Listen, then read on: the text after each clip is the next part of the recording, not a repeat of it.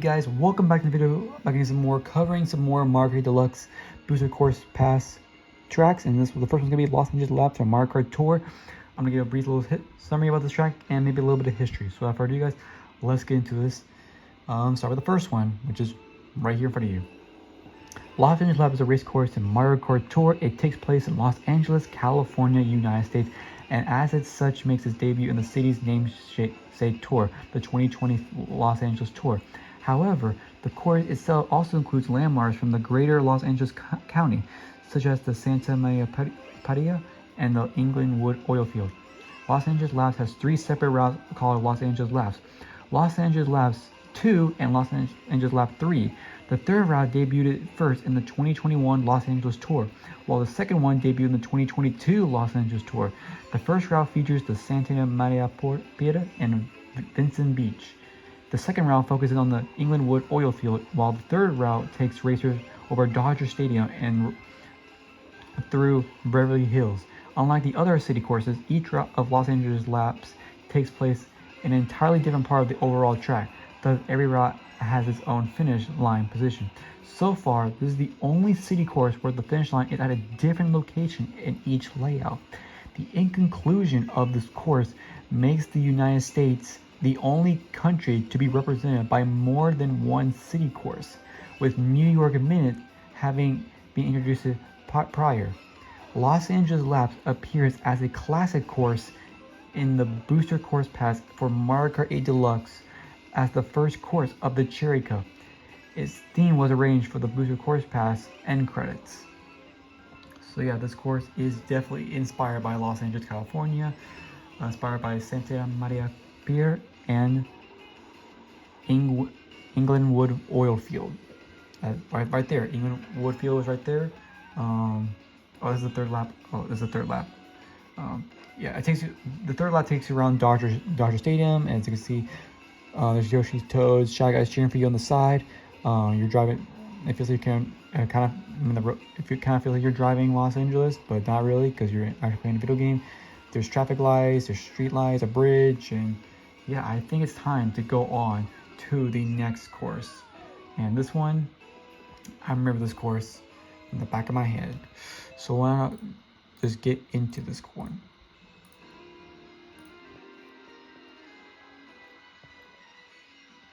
Sunset Wild from the Game Boy Advance, aka Mario Kart. I'll tell you a little bit. This is the second course of the Booster Course Pass. So I'm going to introduce this one. Sunset Wilds is the fourth and final course of the Lightning Cup in Mario Kart Super Circuit. The course is desert themed and the sun is setting in the background. One of the most notable features of the track is that the evening progresses as the sun sets with each lap is completed. And the third lap is completed at nighttime. If the course takes place in 5 laps on quick race or versus mode, the course remains in 9 for the duration of the race up from the third lap.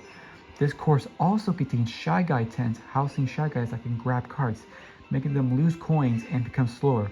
In the Japanese version of the game, these Shy Guys wear Native American headdresses, which were removed in international versions, possibly to avoid racial controversy with the Native American culture, though they still are found in Tippis. This was further altered in its Mario Kart Tour appearance, as the Shy Guy tents and the Shy Guy obstacles exploring Shy Guys now take on an Explorer theme. Sunset Wilds returns in Mario Kart Tour, first appearing in the Sunset Tour. It also returns to Mario Kart Deluxe as the second course of the Cherry Cup in the Booster Course Pass. Now to give it a rundown how this course changed, it is similar to the Game Boy Advance's Blue Lake and GBA Riverside Park. The cartoony clouds have been removed in favor of more realistic skybox. The pipes holding up the starting line has changed colors, going from green to blue. Toads, Yoshis, and Shy Guys have been added as spectators in several locations in the course. Additional Shy Guys can be seen inside the tents. The number of exploring Shy Guys has been reduced from 4 to 3. They now drop 3 coins if they are hit with an item. They are now arrow signs placed throughout the course. The dash panels during the mud sections are much bigger and now can be tricked off of. A wooden ramp now appears as part of the shortcut behind the first tent on the left. Smoke signals are now visible on top of the abundance in the background. Now I think it's time to go to the next course.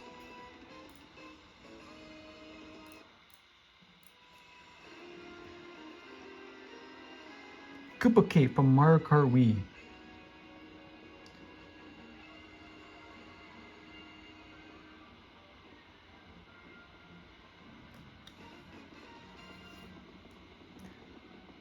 This was also memorable, if I can remember.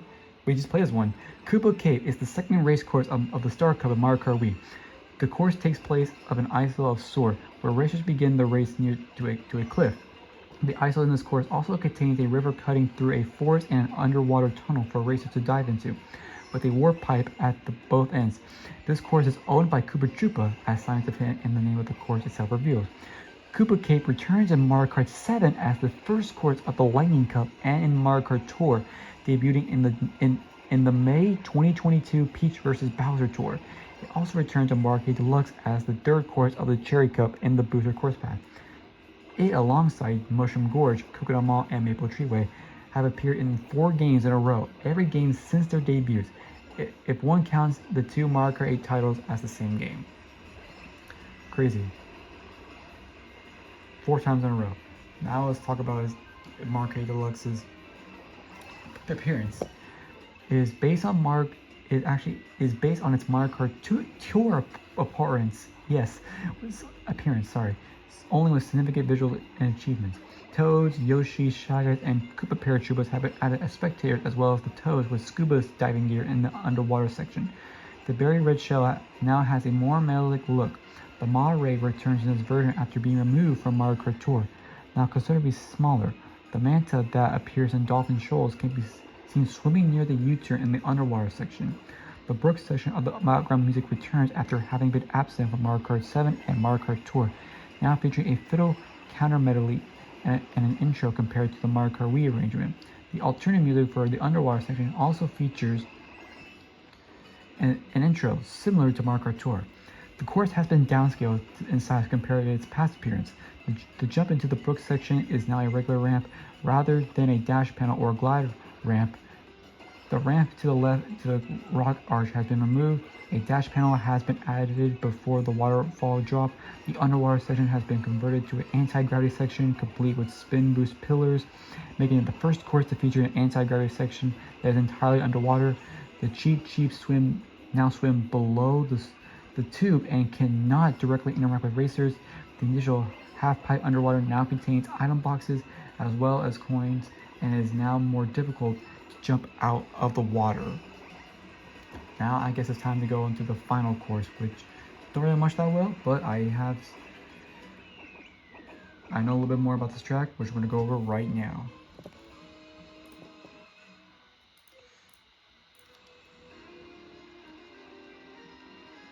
Vancouver Velocity.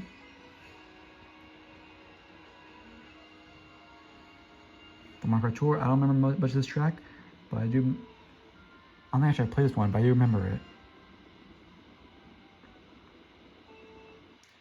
This is the last and final one. Vancouver Velocity is a race course in Mario Kart Tour. It is set in Vancouver, British Columbia, Canada, and makes its debut in the city's namesake tour, the Vancouver Tour. There are 3 routes for this course, which are named Vancouver Velocity, Vancouver Velocity 2, and Vancouver Velocity 3. The second route debuted in the Penguin Tour, while the third debuted in the 2022 Autumn Tour. The course's different routes take racers to various landmarks of the city, and even takes racers into more natural parts of the area. The first route takes racers over the Capital Transmission Bridge. The second route focuses on the Lost Lagoon, while the third route features the Vancouver Public Library. The second and third routes also feature the Rogers Arena, which houses skating Shy Guys. Additionally, the second route starts in the opposite direction compared to the other 2. The starting banner is notably based on the Gastown Steam Clock. Vancouver Velocity returns in Mario Kart Deluxe as the 4th and final course of the Cherry Cup in the Booster Course Pass. Its theme was arranged for the Booster Course Pass and Booster Course Pass end credits. Now I guess let's talk about what changes in Mario Kart Deluxe, shall we? Well, it has received significant visual upgrades compared to its appearance on Mario Kart Tour. The first lap follows the route of Vancouver Velocity. The second lap is based on Vancouver's Velocity 2, while taking an unused exit from Rogers Arena at the end. In the third and final lap, is the Vancouver Velocity 3's route. The Capilano Submission Bridge is now an anti-gravity, making it the only city track from Marquardt Tour to have an anti-gravity section. The ending shortcut along Vancouver's first route is now grassy. It is now possible to briefly go underwater in the Lost Lagoon. The gliding section of Vancouver Velocity 2 has been altered considerably, as there is no longer a cannon, and the route beneath it has opened up as a result. Additionally, the trees in the roundabout has been removed, with the roundabout itself having a ramp on it. Thus, the Rogers Arena holes racers were shot through or into it was closed up, with the M Arena additionally added to its place. The Massey Tunnel has its right side closed off now, meaning it cannot be it cannot be tricked off when it ends. The mini-map has also rotated 90 degrees counterclockwise. And that's all the tracks from Cherry Cup. Make sure to subscribe and like, because why not? I told you all these tracks in one video. How lovely.